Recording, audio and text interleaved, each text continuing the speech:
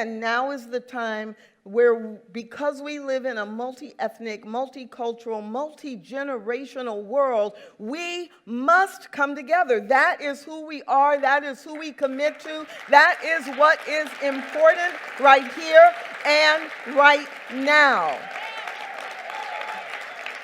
Many of you have heard me say 20th century strategies will not deliver 21st century success.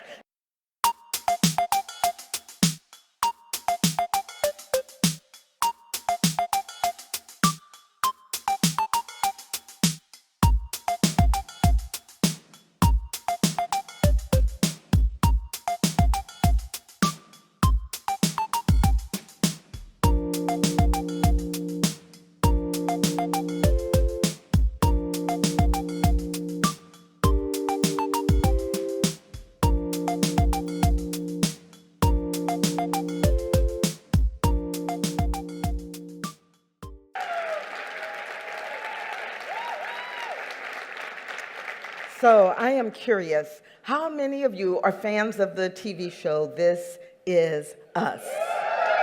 Yeah? Wow. You know, I've never watched it. But I have heard amazing things about it. I hear people talking about This Is Us, and it's multi-ethnic, and it deals with the real world issues of today. And it is all about people living their lives, but staying focused on the truth of life and what's really important, family and love. And that doesn't mean all of the messiness goes away, right? Right? And so after Sterling Brown, Tracy Brown, Sterling Brown.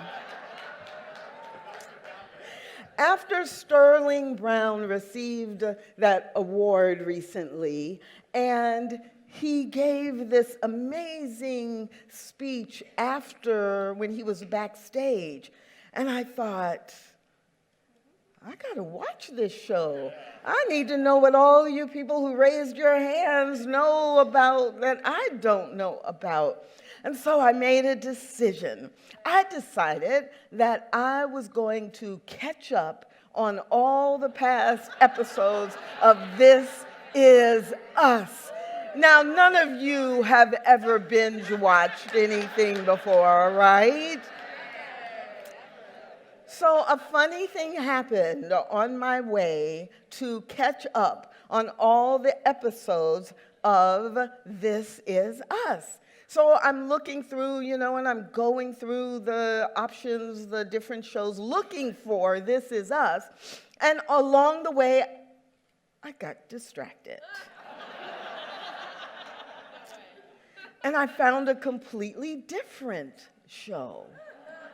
And you read the little write-up about the show, and the write-up was very, very compelling. It was a write-up that said, if you want to understand how to really live your spiritual principles in the world, and if you want to show up as love in the world, and if you want to make a positive difference in chaos and tumultuous times, then you ought to be watching this show that is called We Are CSL.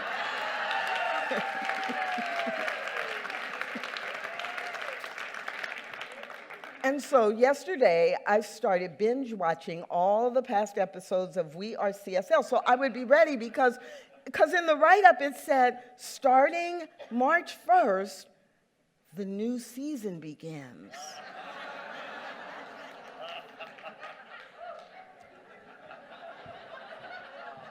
If the new season is going to begin, then I need to know what's happened before. I need to know what's happening right now so I can be ready to go on March 1st. So is there anybody else in the room who's been watching We Are CSL? Is there anybody in the room who's starting right now, right here today, is going to start watching We Are CSL? Well, I did watch the first episode last night because, it was busy and I couldn't watch all the episodes, but I did watch the first episode last night. And since most of you haven't watched it, I guess I'll just kind of give you the 3-minute, maybe 4-minute summary of it. Are you ready? Are you interested? Do you care? Right. Okay, well, the characters in We Are CSL are very compelling. And what I found is that I could really relate to them, that they just seemed to show up in a way that made sense to me and made me feel like, oh, yeah, I understand where they're coming from, or, oh, yeah, I've been through what they're going through right now. And so there are a few things I got out of the first episode, and so you'll be able to skip the first episode if you haven't already watched it. So I learned that it was really important for us to be truthful and to be gentle and to be fearless in the way that we show up in the world so that we can make a positive impact. And it was very interesting that I got to thinking, and I really realized that the character who was talking about it's important to leave our history and step into the mystery, which I don't know. For me, it just kind of reminded me of the teaching symbol, and I was like, oh, the mystery, yeah, I don't know what's there, and I need to step into that if I want to create a different legacy, a legacy that really reflects what I see out there. And, you know, in this show, I'm like, wow, I didn't know what to expect. And there was that message that was like the perfect message.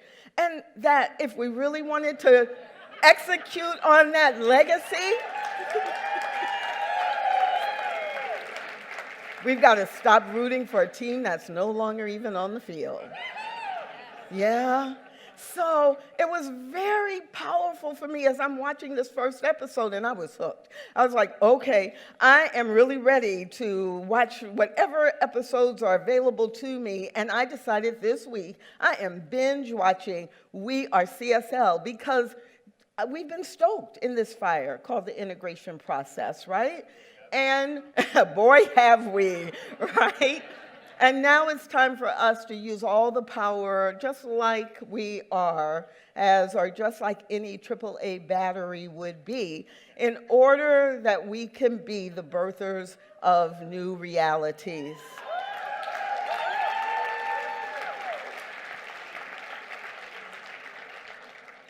So for me, the first episode of We Are CSL really made an impact.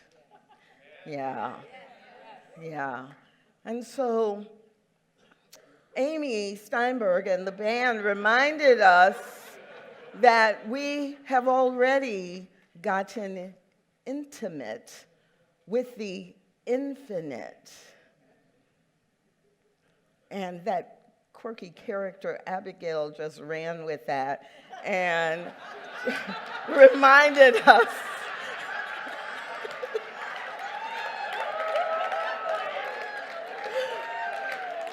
when you get intimate with the infinite, you get knocked up.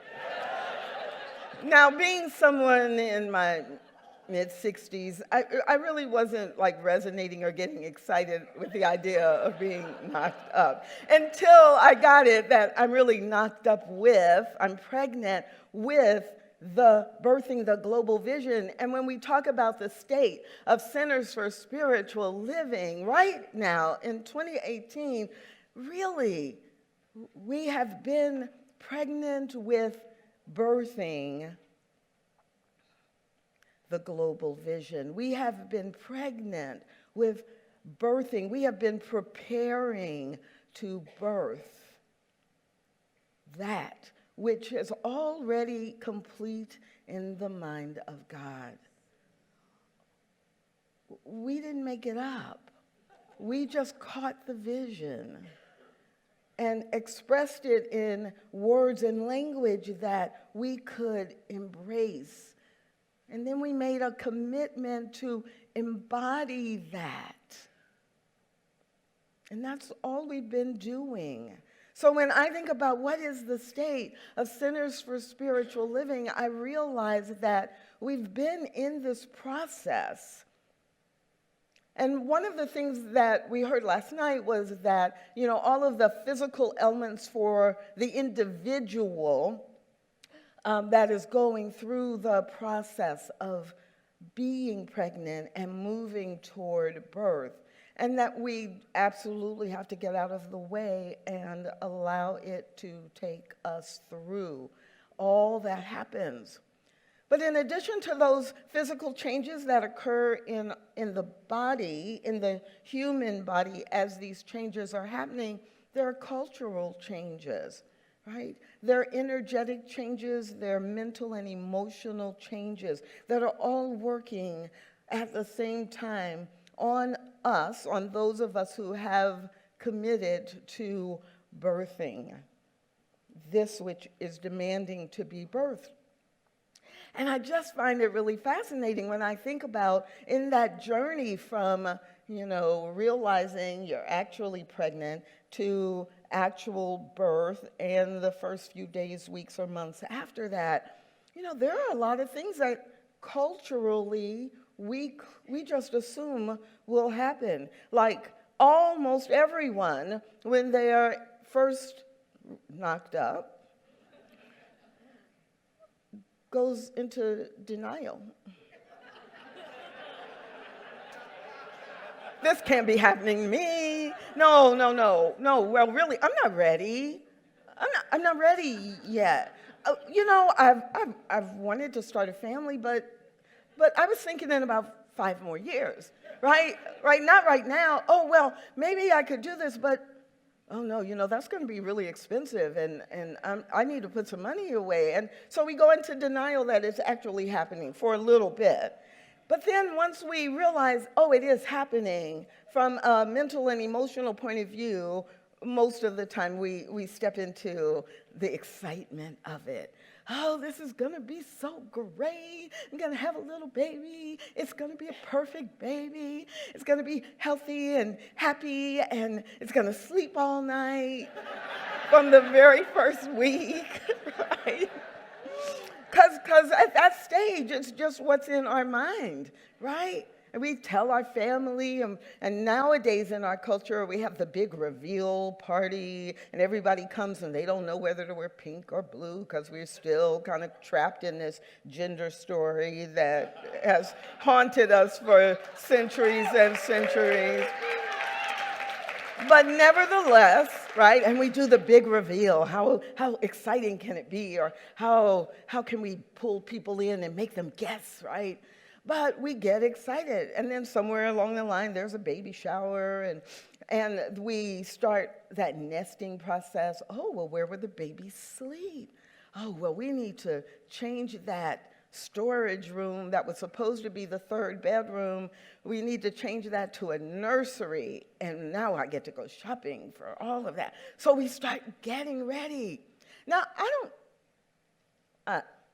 I don't know about you. There might not be anybody else in the room who thinks the way that I do. But when I was thinking about this,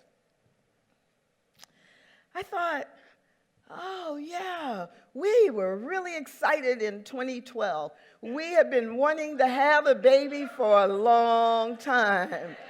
And in New Orleans in 2012, we were like, yes, we are having this baby, and we've thought everything through, and now let's get ready, and let's just do it. We've got all the policies on paper. We have spent hours and hours, and we have had 300 people writing the bylaws, and we know how it's going to work.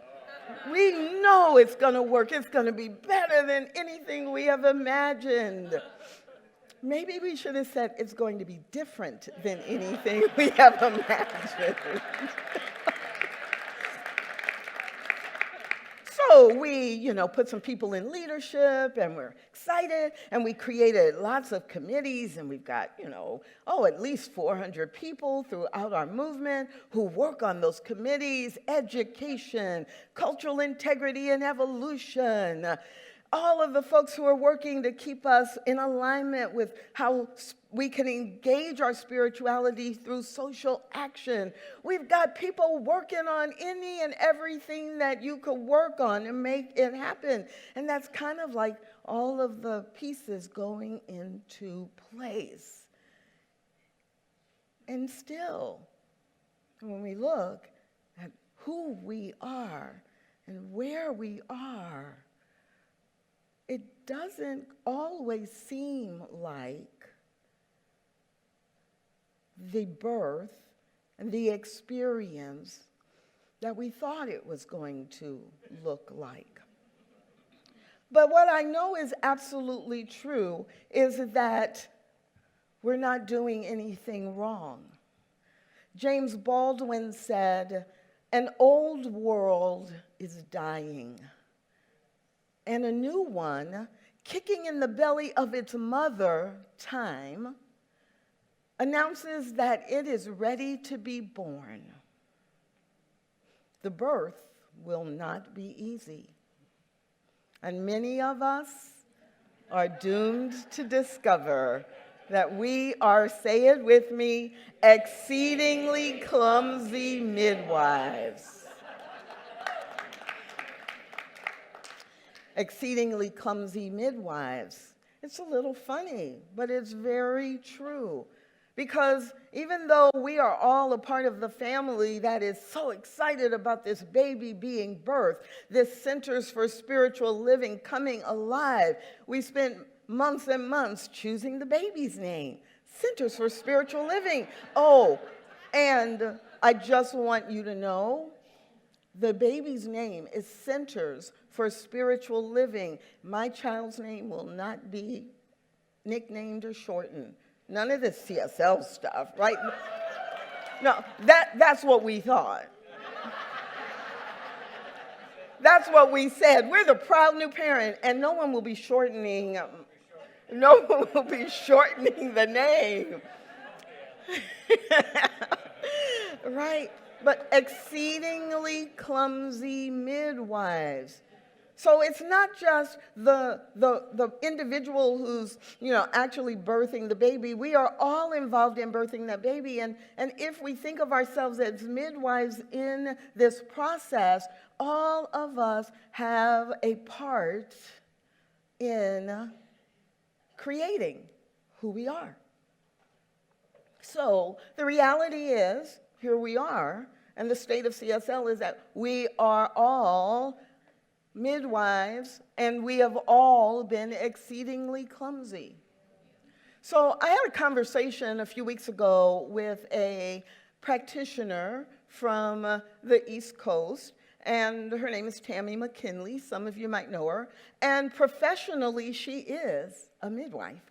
And I asked Tammy, I said, what is the most important thing for a midwife to remember? And she said, some people think it's the skills, or it's all the things that are happening to the mother or to the baby as it's being delivered.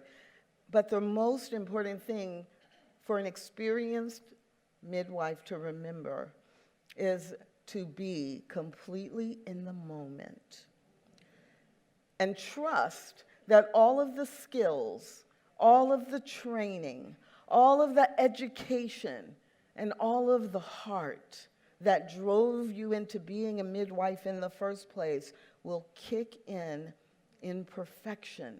But in order for that to happen, you must be completely in the moment. And then 2 weeks ago, I had a conversation with a practitioner from CSL Dallas, Myrna Lopez-Trefithick, and on November 28th, she delivered a baby boy. And I said to her, it's been 2 months, and so what's the most important lesson you've learned? And she surprised me because I had a short list, and I was really looking for her to validate the list I had already made. Oh! That didn't happen. She didn't say anything that was on my short list of these are the 4 things that she's going to say one of those or 2. And what she said is, Tracy, the most important thing I've learned in the last 8 weeks is to practice everything I've ever learned about forgiveness. She said she needed to forgive this person because of the way they were showing up, and as a new mom, she was feeling like she needed to protect her child. She had to forgive her husband for the way that he was also trying to protect the child, and for a few days they were like this. She had to forgive the medical staff that wasn't responding to her call for what she felt was urgent because it's her first child and she's never done this before, and she was like going in circles, and they responded, in 8 minutes instead of 2 minutes, right? And she realized she had to forgive them, and then she said, and Tracy, I'll tell you this, but don't tell anybody. I'm not telling you. I'm not telling 400 people, no. No, she said, really, I had to forgive myself. I had to forgive myself because I thought I should know how to do this and what to do, and I didn't feel like I was doing it right every moment of every day. And I had to really remember what we teach, and that is you can choose again. Choose what you're going to do right now and then choose again. So when I think about the state of Centers for Spiritual Living, I really remember that it's important to be in the present moment, and everything that we have done up until this moment was done from love. Every single person. So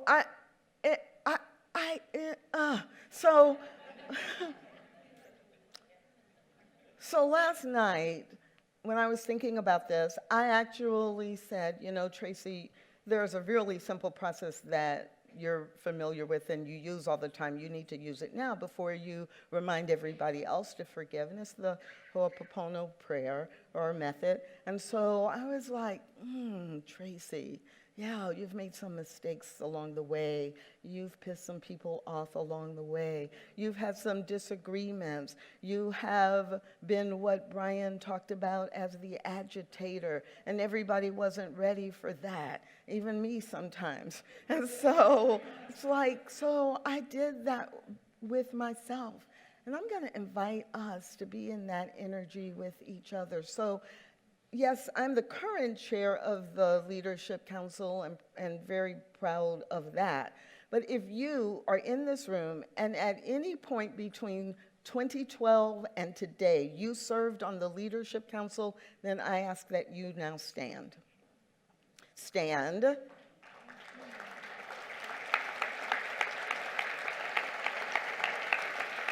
Okay, stop.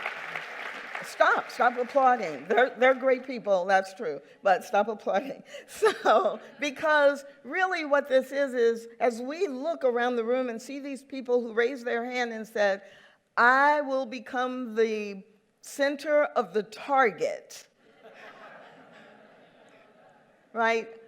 What I think of is I want to apologize to every one of them and wrap them in love. So I invite all of you to join me in blessing these individuals and the ones who are not in the room by just saying, I'm sorry, please forgive me, thank you, I love you.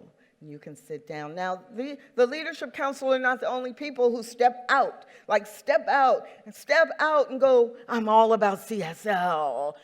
So if you have served on any of the elected councils other than leadership, practitioner council, member council, nominating council, ministers council, then I invite you to stand up now, because we've judged you too. And that's our humanness. But right now we're going to take a breath and be in our divinity, and we are going to say, I'm sorry, please forgive me, thank you, I love you.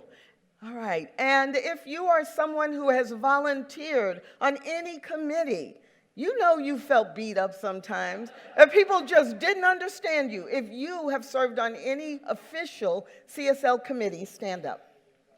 Because I want to include you in this process as well. So all the rest of us, I'm sorry. Please forgive me. Thank you. I love you. Now we have another group of people, and there may only be one or two of them in the room, but there are about 25 of them, and they are our staff. And they take the brunt of everything. And so we've got a couple of staff members in the room. We've got a few staff. Oh, you weren't going to stand up, huh? You didn't know what I was going to say, so you weren't going to stand up. No, so we've got a few, but let's assume these 4 or 5, 6 people represent all of the staff that has ever worked with CSL, Centers for Spiritual Living. I'm sorry. Please forgive me. Thank you. I love you. Now, all of you who are ministers, please stand. Okay, so here's what I know is absolutely true. You are Centers for Spiritual Living everywhere, for everyone in your community or in your ministry. And everyone in your ministry actually sees you as the vision, the purpose, and the mission of Centers for Spiritual Living. And sometimes you have to make really difficult decisions. And sometimes you have to take an opinion, choose a path, and it's not always popular, but you are the face and the voice of Centers for Spiritual Living. When I say what is the state of CSL, you are living it every day. And so those of us who are not standing, let's also bless these ministers. I'm sorry. Please forgive me. Thank you.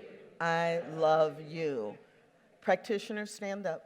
You're the prayer ministry, the prayer arm of all that we do. Practitioners who are not licensed or ordained ministers, please stand up. Because we want to recognize in this moment that while all ministers are practitioners from their heart, there's a very special role you as a licensed practitioner are called to play. And it's sometimes confusing and chaotic, but the state of CSL is a state where we value practitioners. We expect a lot of our practitioners. And so for all those times where I've said, I don't know how she became a licensed practitioner.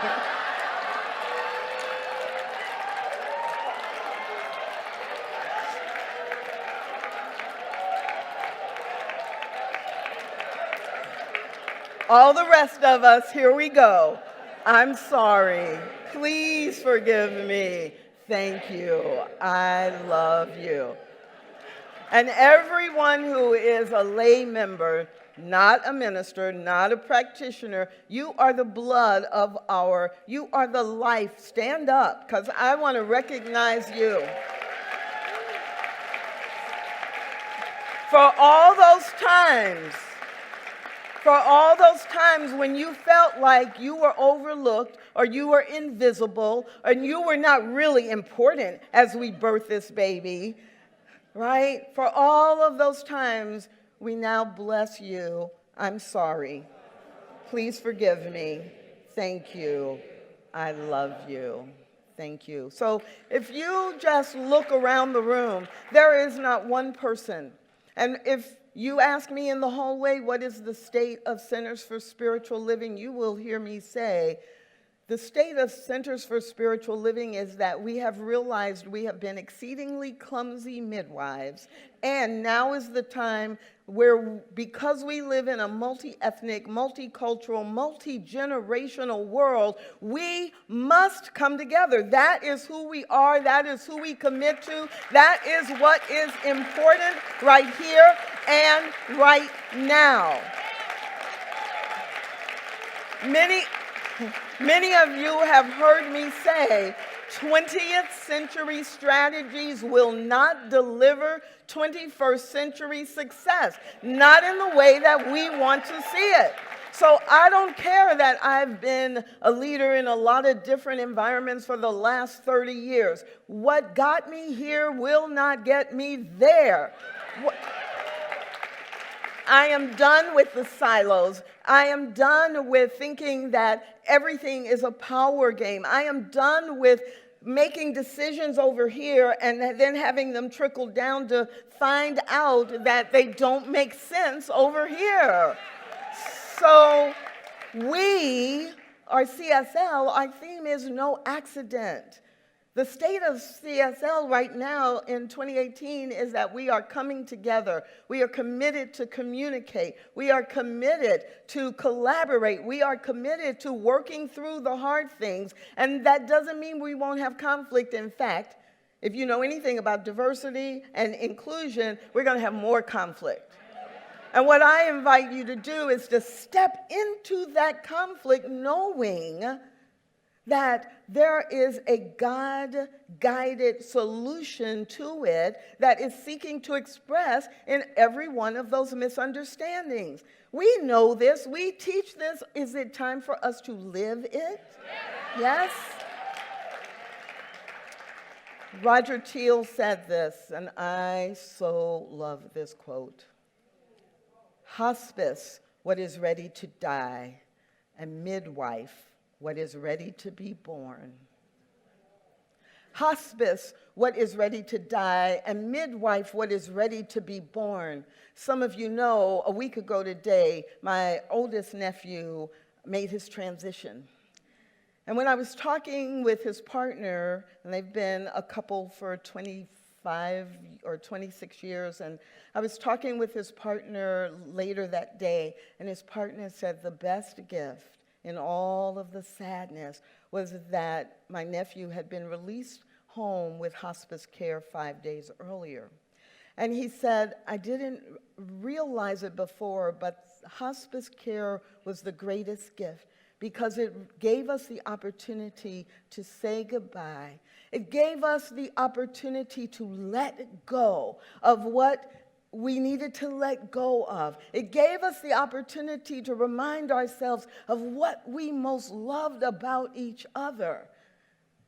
And even in those moments when my nephew was comatose and not responsive, his partner and their 14-year-old son talked to him. And so it's time for us to hospice what is ready to die.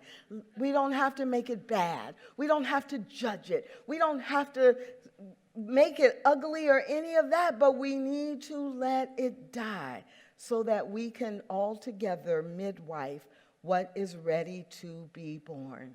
For Ernest Holmes already told us there's nothing to heal, only the truth of this divine idea called CSL, Centers for Spiritual Living, that is seeking to reveal itself through me, through you, through every one of you.